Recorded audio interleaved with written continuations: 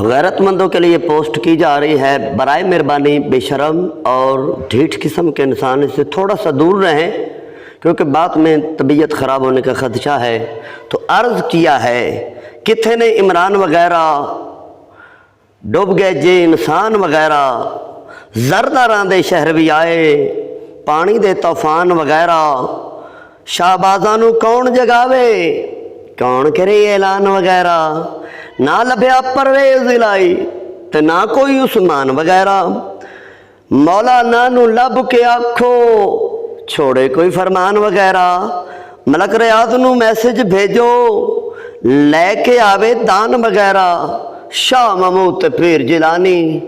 टुर चले जीलान वगैरह, शाह महमूद ते पीर जिलानी टुर चले जीलान वगैरह। और हुण ते गैरत खान वगैरह अमली कदम कमान वगैरह, रब दी खलकत डुब चलीए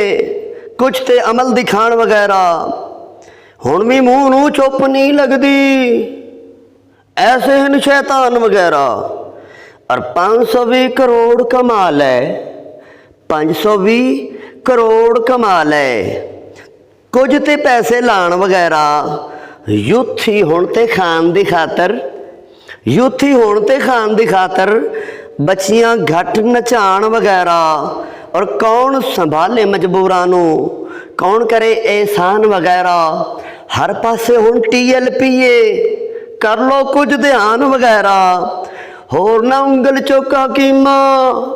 मारनगे दरबान वगैरह, होर ना उंगल चौका कीमा मारनगे दरबान वगैरह।